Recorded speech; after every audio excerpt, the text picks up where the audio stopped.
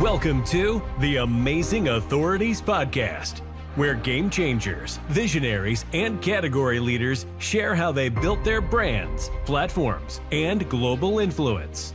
Your host is Mitch Carson, international speaker, media strategist, and creator of the Instant Authority System. If you're ready to learn from those who've done it and want to become the go-to expert in your space, you're in the right place. Jonathan Green is in the house and has authored so many books, too many to count. He actually does smile. He's looking a little serious right now, but we're going to get him out. There he is. There's the grinning smile. He's a father of 6. Oh, 5 or 6 are coming. The 6th is coming very soon. Jonathan, welcome to the Amazing Authorities. Glad you're here. Thank you so much for having me. I'm excited to be here. And we are both living out of our home country. I'm from LA. You came from LA, and then I know you were in Tennessee for a bit, and now you're in the Philippines, and I'm in Thailand. Wow, what's happened? What led you to this lifestyle? The promise of entrepreneurship is you can live wherever you want. You can travel the world. Everyone shows pictures of you on a laptop on a beach. And so when I started, that was my dream. And then once I started to hit success after about 2 years, I hit the road and traveled the world. So I was living in Florida at the time. And then I went to Ukraine, England, Budapest, India for 3 months. And then I was in Thailand for a while in Koh Phangan. And then I was just bouncing around all over Asia and I just stuck. But it's that I was like, if I would just, after I spent a New Year's Eve and like a Christmas in Ukraine, I was like, this is too cold. Never again. So I wanted to live somewhere hot forever. So that's why I kind of stayed along. Were you single then? Yeah. Okay. Well, a little bit of, because I know about that too. Yeah. I haven't been to Ukraine, but I've heard good things about it. I'm glad you're not there now. Yeah. No, it was definitely, I got out at the right time. It was just exactly, I was just trying all sorts of different places, visiting different friends, and because I could run my business from anywhere. And that's kind of the magic now. Like there's this idea that living abroad is expensive or difficult, but I have gigabit internet. I have backup internet that's almost as fast. I have a 5G internet that's 500. Like there's so many options now. And that's kind of why I live that promise. But so many of my friends who started at the same time, like started renting office space and buying suits, and they ended up back in the office. And I was like, oh, I thought the whole point was laptop lifestyle, but it's not everyone's dream, but it was definitely mine. Got it. No, I understand. I relate to it fully. Had a big staff when I lived in LA, abandoned all of it, sold everything and went overseas. And now you're a digital nomad, and how many books have you actually written? And then you've had your pen name. So for myself and clients and under pen names, it's around 300 now. So it just was my main business for a long time. And I started off creating products for other people, like ghostwriting products. So direct to consumer or direct marketing products. And then only in 2015 did I start putting books on Amazon. So I moved from like direct response products to kind of traditional book publishing. So just across that journey, just found a lot of opportunities. You kind of fall into what you're good at. And I just couldn't stop myself. So if I'm not writing books, I'm blogging all the time. So writing is my passion. Oh, well then, yeah, that you found your purpose because after your passion. That's easy segue. And now you're in the world of AI. Yeah, I've been written so many books and telling so many stories of other people. And that's the thing I love about ghostwriting is you kind of help turn someone's story into a bit of immortality. But I watched all these videos about ChatGPT and everyone say it can do this, but it can't do that. And I was like, no, it can definitely do that.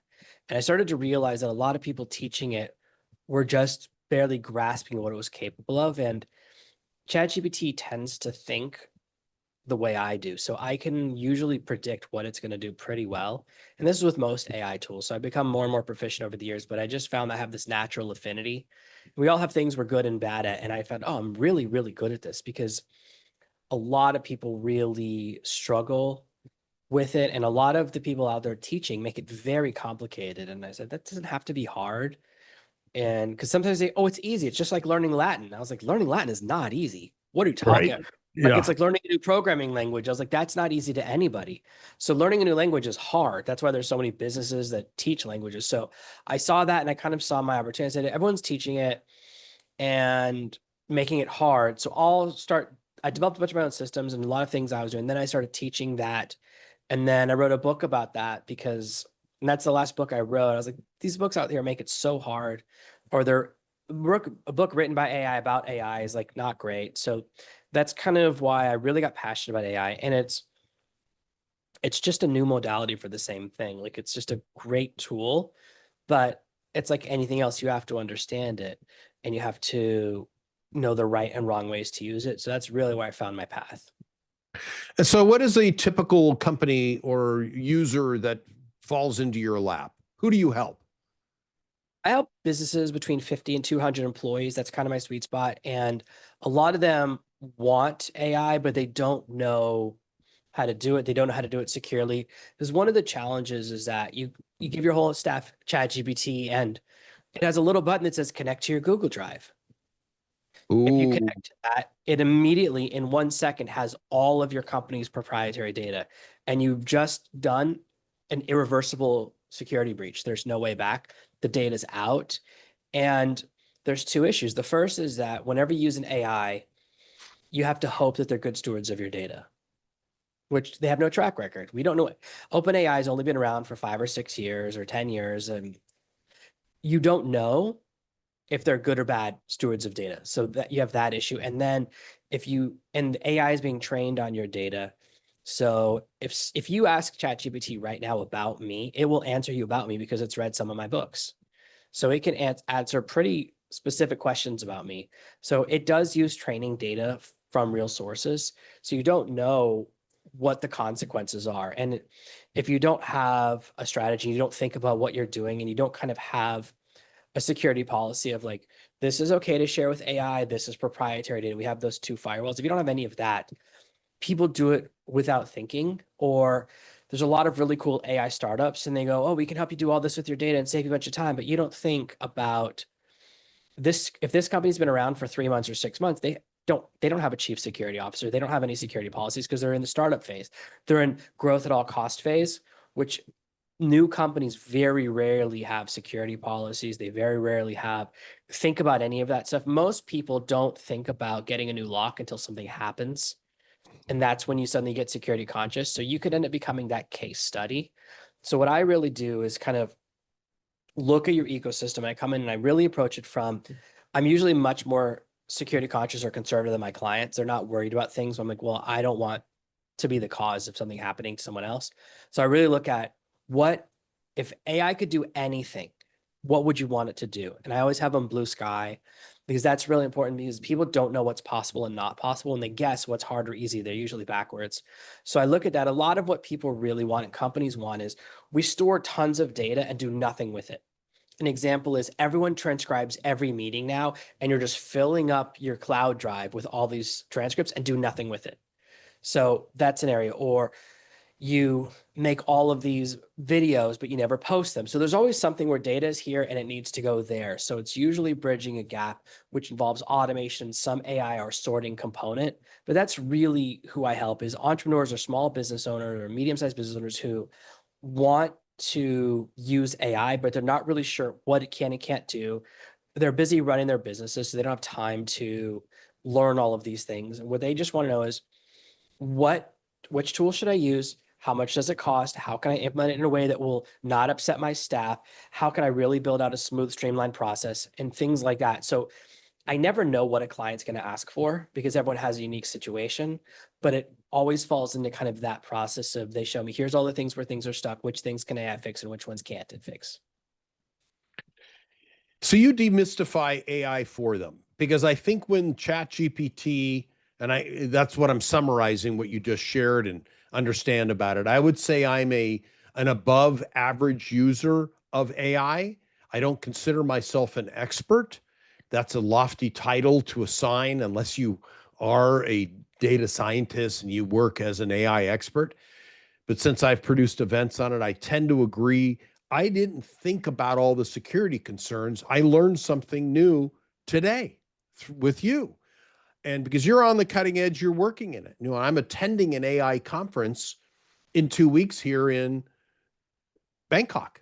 It's 8 days, all about how to create your own GPTs, which is another. But I think the security concern is a big one. I never looked at that, and that's important. How do you hedge your progress with precision and safety? What's your insurance policy on your information? It's most of the times when you make a mistake, you can click undo. But with AI, that's not really how it works because it's always live, it's always connected, and it's very exciting. We're in one of those things where tools are so exciting that people are jumping on them without thinking about the consequences or the process first. And that also means some people are at the other end of the spectrum where they're like, I'm not using AI tools. I'm going to stay and wait till it's really sorted out. And so they're getting left behind on the wave. And you kind of want to be balanced in between those two things, which is like reckless abandon and head in the sand. There's somewhere in between where you can have security and have really great tools. And there are a lot of amazing options. And it's really not that hard to secure your data. You can get if you have like a Google Enterprise account, you can get a BAA from them. You just fill out a couple of forms or you click a few boxes. I've done with OpenAI, you email them and it takes like 1 hour. They send you back a written one. As long as you're on an enterprise or using it for something commercial for API, they'll help you out. And they basically say no data retention. So they promise not to keep your data. And then if you make a mistake, you're now covered, because we're seeing more and more tools where it's like, oh, I can let the AI control my computer. That's a huge amount of power if you think about it. Man. I mean, you scared me before we started this interview about what's going on. So what is the bet? So your book, does it cover that reality? Your book on AI, or is this more of My book is really an introduction. It's really an introduction to ChatGPT, what it can and can't do, how to approach it, prompting methodologies. I basically wrote a book that's like, here's prompts I've used that have generated revenue in the last 6 months. Here's what ChatGPT is good at. Here's what it's not good at. Really, that instruction manual that Wish it came with. It's the best tool I've ever used with the worst onboarding experience. Like, here's a blank page. Good luck. And so that's why most people use it once and go, well, this is confusing. I'm out of here. They have such a bad user experience. And all of the AI companies seem to have gotten together and agreed to all do it. You go to Gemini or Claude or any other tool, there always is a blank page. There's no instruction manual. And they're like, what can it do? It can do anything. Well, that's not very helpful. It's like if you said to me, I want to buy a new camera. I go, great. There's a camera store down the street. They have 500 cameras. You're going to love it. And you're going, well, that doesn't help me. Which one should I buy? And that's what's really missing, is that onboarding for the user. It's kind of like sometimes you see a movie and someone's like, oh, after the first 30 minutes, it starts to get good.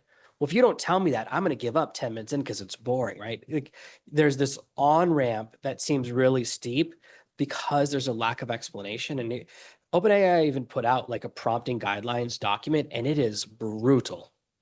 It is inscrutable. As someone who's professionally in that space, I was like, this is one of the hardest things I've ever read. All this is going to do is scare people away. It's a good thing it's impossible to find on their website. Wow. And you're in the thick of it. I mean, I use AI. I'm largely in ChatGPT every day because I have a friend who creates all these GPTs based on the niche, and it's most of the time they're pretty good. But I've had this long thread with ChatGPT when I first opened my account in November of 22. And I think it's developed. It's probably my alter ego or the brother I never had. Who knows? And it's an amazing tool. I don't use all the tools. Are there others that you like in addition to ChatGPT, or is that your primary Oh no, call I letter? use a rotation of tools for different things. So I use Claude for coding. I use Oh, Gemini for writing. So oh, if I'm writing articles or blog posts, I tend to do the first draft with Gemini. Sometimes what I'll do is design a prompt in Gemini, and then for a multi-step process, something that's more automated. So I'll use GenSpark. That's one of my favorite tools for like really complex processes, like research this, come up with and find me 50 sources, and then come up with a plan and all of this. Then that's like the type of process, like something would take like 30 minutes. That's where I'll use a tool like GenSpark or Manus. like design a program, like design a lesson. Like if I'm going to teach a class, I'll say design a lesson and then I'll make the slides in Gamma. So I do use some other tools for different things. I was really a I heavy love Gamma. I love Gamma, by the way. It is, oh my God, all the years of presentation building. It takes, exactly. it's done that. So Do you like DeepSeek? DeepSeek is really good for business. So when I'm building software, I build a lot of custom AI software now. I build a lot of software tools. And what I'll do is build them on the Claude API key. So Claude is built, but it's very expensive. So then what I'll do is test a bunch of other AI models to see if they can give me as good of a result. So I built this new software that, for example, is it's starting off as a sales page designer, but it's going to expand into more to that. But you give it all the copy that someone wrote for a sales page, and it generates a sales page in like 8 to 11 minutes. And when I use Claude, that might cost me 25 cents each time you do a test. Whereas if I use DeepSeek, it costs me 1 to 6 cents, which means I can give you more credits per month. And that means you can do more different variations. So the value of using a cheaper model, first, it has to be as good. If it's not as good, I'm not going to switch to it. But that allows me to give my customer a lot more usage, because it's so frustrating when you get like 3 runs per month. But if you can have 5 times as many, it gives you more freedom. For another tool I've built, I also built with the Sonnet as the backend. I'm going to be switching to Gemini 2.5 Flash. Like what's interesting is Flash Pro would kind of wax ecstatic, like would just kind of go off and get too poetic. And then Flash Lite, the smaller models, like the Goldilocks and the Three Bears. One is too big, one is too hot, one's too cold. So I do test a lot of other models. And there's a really cool website called Open Router that lets you test the APIs of every AI. Because actually, if you use ChatGPT in the browser and use the API, you get a different answer. It's not exactly the same. So that's the beauty of Open Router is I just pay like $50 and you just use credits, which I think I've used like $1 in the last 6 months. It's very cheap.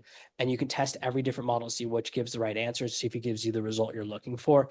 And I never know what's going to happen. So I have to run a lot of tests, and I don't want to spend money with 50 different platforms. So I can just do it in one place. So that's really my process. So when I'm designing, first I think about quality and then I think about scalability. So if I can lower my costs, it's more profitable. I can lower my prices and I can give a better customer experience. Well, a lot of my podcast clients and or listeners and viewers and people I've worked with are authors. And they're looking for a shortcut always. A lot of fear goes into books. You understand that. You're a prolific author yourself, but imagine where you were when you started out. It was daunting. And to create a series. Which tools would you now, because it could be a different answer 6 months from now, Jonathan, you know how things evolve. But if you were to pick a suite of tools to get a book, nonfiction book done quickly and up, which would you use? It does change all the time.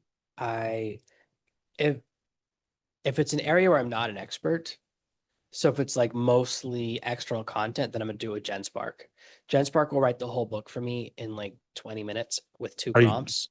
oh my gosh. GenSpark. So I haven't tried that. JENS. GenSpark. Oh, I got to try it. I've not used that tool. And it will have it will include all the references that I want. Okay. So everything will be cited, all of it will be sourced. And then I just have to go back through and add the color, add the personality. So like when I'm ghostwriting for a client, it's like 80% fact, 20% color, kind of like, which is like, you watch a football match or a soccer match and there's the person who's expert and then there's the person who's funny. So it's Yes. like 80% information, 20% entertainment. So that's the part that I would bring to it. So probably now, if you have your story and you're kind of working with it, I'm probably transitioning to Claude right now. I've done it a lot with traditionally ChatGPT for a long time. I'm really a ChatGPT huge fan.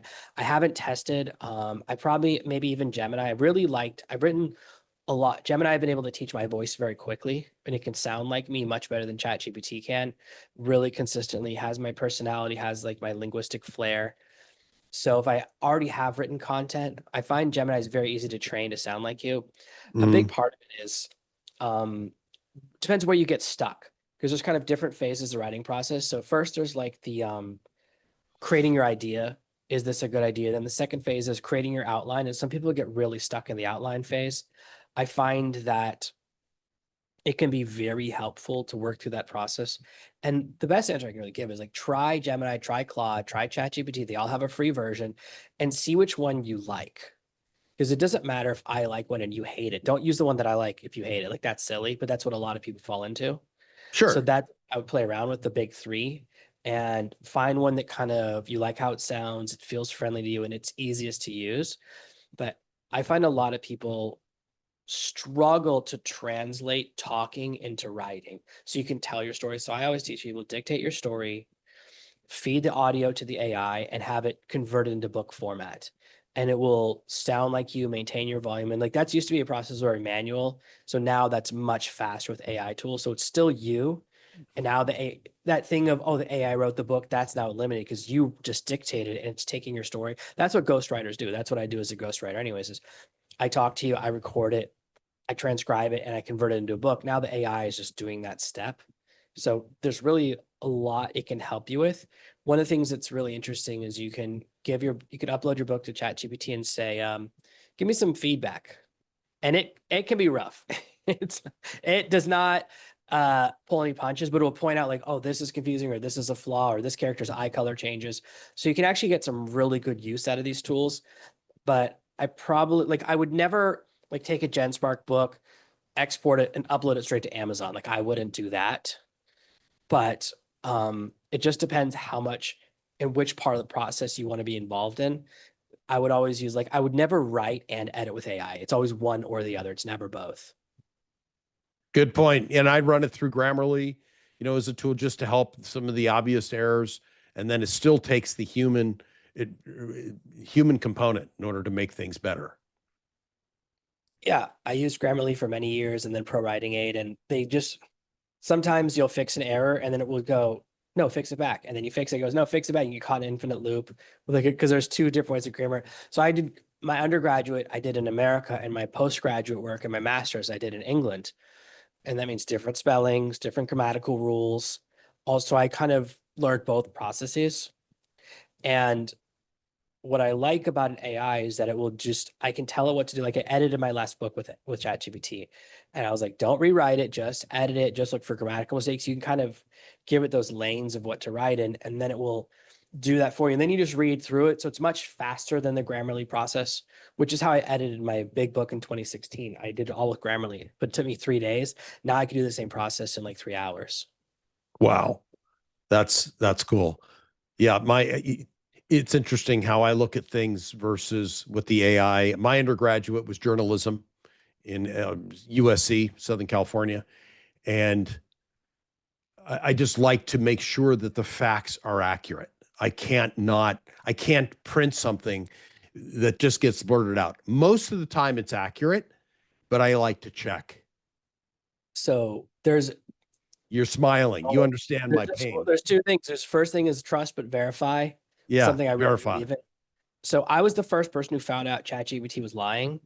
Okay. Like, a long time ago, because it gave me this story about a crime, and I looked it up, and I was like, give me the links, and all of the links were 404s. And I was like, how rich was this guy to get it erased from the internet? But it was giving like links to like CNN, all sorts of news stories. And I finally realized after 10 links that were all 404. And I was like, there's two possibilities. One, this person is so rich, they erased it from the internet. Very impressive. Or two, the AI is lying to me. And I started to realize that if you ask the question in the wrong way, it will lie to you. And also, there was a study, I was reading the news today, like 70% of the time when people ask AI a factual question, they don't click the link. They never check the source. And I learned to do that even from like news articles, because I've seen where someone cites a medical story or like a research, and then I click the research paper and the abstract is the exact opposite of what the newspaper said. So it's like the assumption that anyone who works for a blog has been through journalism and has school and has learned all that process and can accurately read. Not true. Exactly. So I have always been someone who knows, and it's one of those things like I learned in college, like you have to take that extra step. Like Wikipedia is not a trusted source. No. And that's really important. And it's the same thing with AI, which is it can help you. There's a tendency, the problem with AI is that it's so easy. You just click print and then you copy it over. And what people who aren't heavy users don't know is that ChatGPT has an accent. There are certain words that it uses that no one uses. I've never in my entire life pondered, but AI uses that word all the time. It loves the word landscape. So we'll say certain words. Unlock. Exactly. And here's the thing, different people get different words. I get landscape all the time. Other people, I know other people, they always get realm and never get landscape. Another word nobody says. When's the last time you said, what realm are you from? That sounds insane. But Lord of the Rings. That's where exactly. it comes. I'm from Middle Earth. So you can accidentally give away the AI generated content with little mistakes. It's happened just this week. There was a band that was on Spotify. They put out 2 albums in the first month. Then they posted a picture to Instagram and you go, wait a minute. These aren't real people. They posted it's so funny. Someone took the time to do really good AI generated music and a really bad AI generated image for Instagram, but they had 500,000 monthly listeners right out the gate because maybe Spotify was happy to maybe Spotify built the band. Who knows? They've definitely been caught with ghost bands before, but we're starting to see more and more of this trickery. So we definitely want to be careful not to fall into that. So I create a lot of AI images of me doing fun things. So I have a picture of me riding a dinosaur on the moon, holding a laser rifle. Oh, And if someone's that I made with AI, if someone sees that and thinks it's real, that's like caveat emptor, let the buyer beware. You should know I'm not wearing a helmet. I'm on the, you should at least know there's no air on the moon. At the very least, he's not wearing a helmet. He's probably wasn't. Because I told my kids, I was like, oh yeah, before I met your mom, I was a bounty hunter on the moon. And they're like, what? So they even go, that's definitely not true. Even my kids wouldn't fall for that. Even my 4-year-old was like, that sounds AI. So I try to, there's 2 realms of AI, which is entertainment and deception. And I try to stay into the realm of entertainment. There's a lot of people that fall into deception. That's what AI voice phone calls is all about. That's what customer service, where you pretend it's a person, but it's an AI. I'm not really interested in that part of it because that just creates problems and all that happens is they're going to make it illegal or make you have to say I'm an AI at the start of a conversation. Something will happen. I'm much more interested in the entertainment and the usefulness. And the real value, I see AI as like an Iron Man suit. It's the best when Iron Man's on the inside and the suit's on the outside. Combined, they're more powerful than they are individually. wow. Wow. That's great information. Do you have a podcast yourself? Yeah, Tell us. sure. My show is called the Artificial Intelligence Podcast. I try to interview a lot of CTOs and a lot of who are really there with that struggle of my CEO just bought a really expensive piece of software and told me I have to do it. And we're like, now we have to justify the purchase. And it's a really interesting time. And it's very interesting. So that's really I focus on. It's really business oriented. And I've mostly focused on people who are adopting it in their different markets. I'm very fascinated by how real estate is using AI to dress up rooms in different ways. And so I ask people like that. I love to have people on who are in finance or job seeking and kind of seeing the different problems AI has created. There's a nightmare in the job space now because you post a job, 600 AI generated resumes. What are you going to do? So people who are looking for jobs are really struggling. People are trying to hire are really struggling. And it's like an AI created problem. Oh, wow. Interesting. So there's this gap now. You don't know what's real and what's not. Exactly. So now I actually think this is going to cause a shift towards more face-to-face communication and an increased value in the handshake because it's like, I have to touch you to know that your hand is warm, to know that you're human. So I actually think that it kind of will cause a positive shift. There's nobody who says social media made my life better, or I spent 2 hours on TikTok and now I'm happy. We don't have that. So I'm someone who very rarely uses the internet. If I'm not at work, I don't really use the internet. It's not my thing. I'm very much with my kids on the beach or being outside or swimming with them. That's the life I want as an in-person life. So I try to keep them from being too into Phone video games, dependent. techie like me. Yeah, because you can easily fall into that. And they're trying to solve loneliness with AI. And it's like, no, the solution to loneliness is other people. So 100%. I always use my podcast to just meet new people and people that I find fascinating. And it's a great opportunity if you have the right mindset about it. It's how you can meet amazing people. and it could be really, really interesting. And so that's kind of what I focus on. I have on guests that I find fascinating. Okay. Well, and are in that space. It's niched, and that makes sense. Well, Jonathan, how can people get in touch with you if they want to have somebody mastermind their AI usage? Because I think there's a huge gap in the market right now, somebody that can demystify all the tools out there and then apply it profitably and within the context of data security. I think that's the big takeaway. The best place to find me, I'm most active on LinkedIn. If you type serve no master into Google or into LinkedIn, every single Google search result is me. Every single link leads to me, leads to my books, leads to my name. That's the easiest thing to remember. And of course, I'm sure in the show notes or below the video, if you're watching YouTube, you can visit me on LinkedIn because there's a lot of Jonathan Greens, but serve no master is my LinkedIn username. So I'm super easy to find, and I'm happy to answer questions. And thank you so much for having me. Well, thank you. And I will have you on again, I promise, because your topic is so disruptive. It is ever changing. And in 6 months, this conversation might almost be outdated. And I don't mean that disrespectfully. The world's changing that fast. It's not the Industrial Revolution. It's faster. The slope is positive. I'm not a math major, but I understand what the positive slope is, and it's going straight up. It's 90 degrees. Yeah, I change my methodologies and stuff I teach every few weeks. I have to update every one of my trainings at least every 3 months, just because what works, what tools work, what is good and what isn't, and everything has a new update. Like even when I go through the news every week, there's so many news stories and so many things that are changing. It's almost impossible to keep up. And it's my job. So yeah, and it's a little crazy what's going on in our home country right now, but that we can save for another conversation over a coffee or something. Yeah.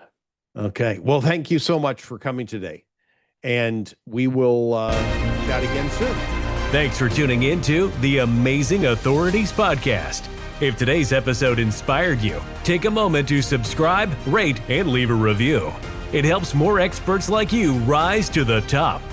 For behind-the-scenes access and free resources to boost your authority, head to mitchcarson.com. Until next time, stay amazing.